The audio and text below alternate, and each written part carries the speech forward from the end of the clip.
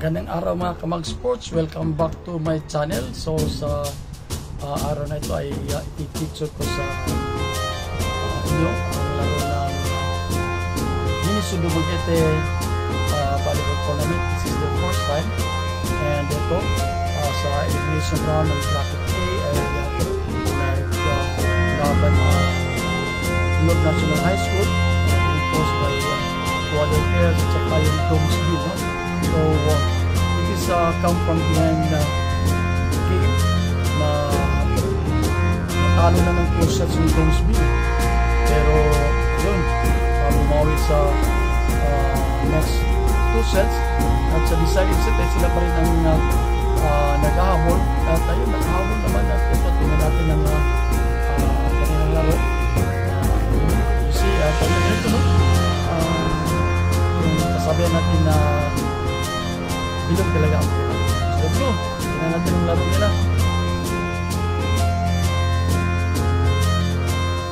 So ito na ang set number 5. Unang serve ng set na to goes to Domesville, pero nag-error. So 1 serving 0. Yan, so itong nag-receive ay ang Domesville, sa kabila ay ang Hunob National High School in light blue. At ito, so mabante na ang Hunob National High School. That's 2-0. So tingnan natin, nakahabol nga sila sa first 2 sets. Yan, so 3-0 na,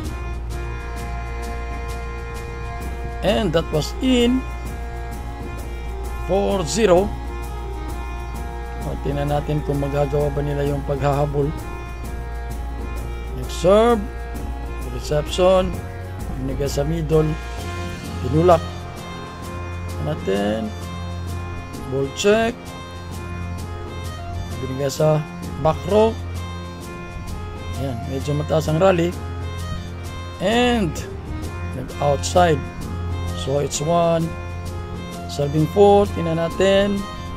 Again, this is the 5th set of the Miniso Dumaguete volleyball tournament for this is under 19 for girls actually. Yan, medyo mataas ang rally. Yan. So 2 serving 4 is Alas As, player number 4 serving. Yan, placement attack, balit hindi yan pumasok. Isa na lang ang hinahabol. Yan, service fault o service error. So it's 5-3. Tingnan natin. This is actually sa elimination match between these 2 teams sa bracket A. May tagsa na silang talo. Yun. So puntos dito, it's 4 serving 5. Easy return. Anong play? Binigay sa gitna, kuha.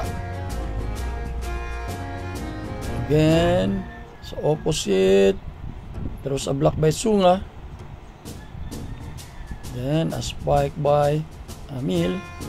So nag-time out ang Domesville dito. It's 6 serving 4. Ano? It's Huno pala ang nag-time out doon.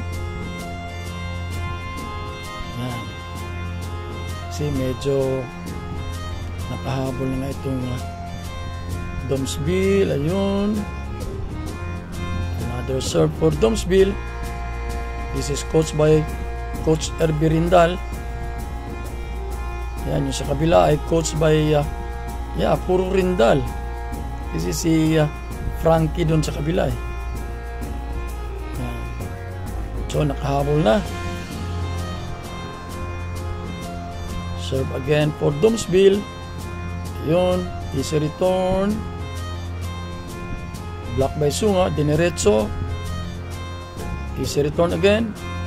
Anong play gagawin? On the open. Another block. Back row attack. So open. And there was a ball check.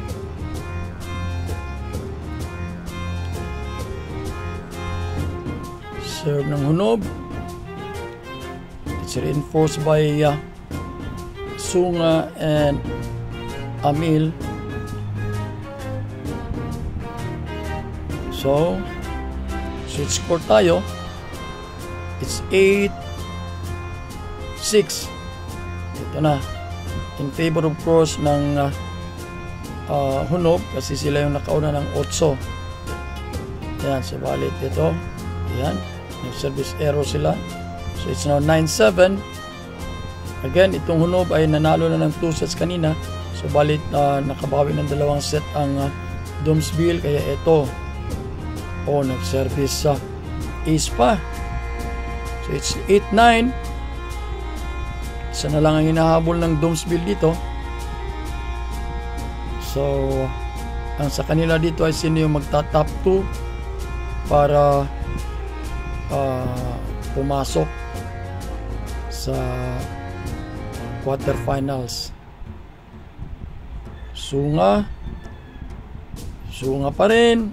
Ito, pangatlong, yan, nagka-error. So 9-all na tayo. So sa bracket nila ay yes, nandun nga pala yung Sagar team at saka Ricky's.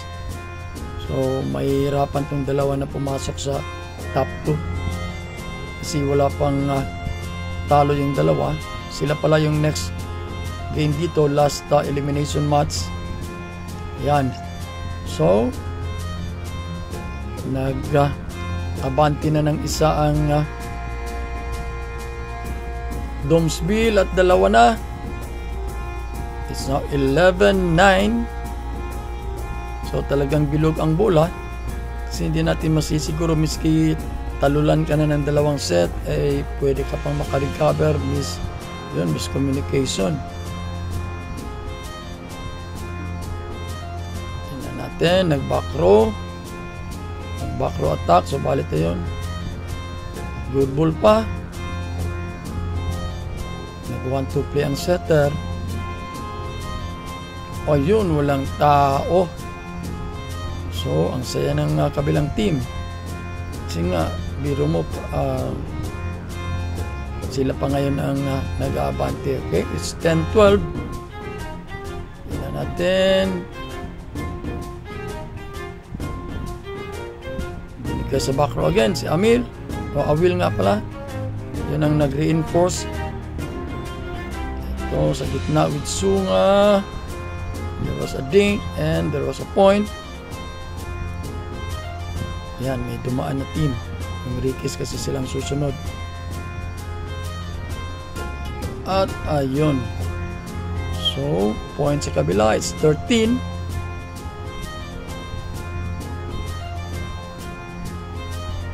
Domsville team. Parang ito na, parang as far as I know, ang top 2 ang papasok. Nag-outside. So, serving. Natin. Ayan, and that ends the match. Napaka-easy ball. Hindi pa nakuha. So, yan. So, it's a come from behind game. 1 game ng Domsville. Thank you for watching.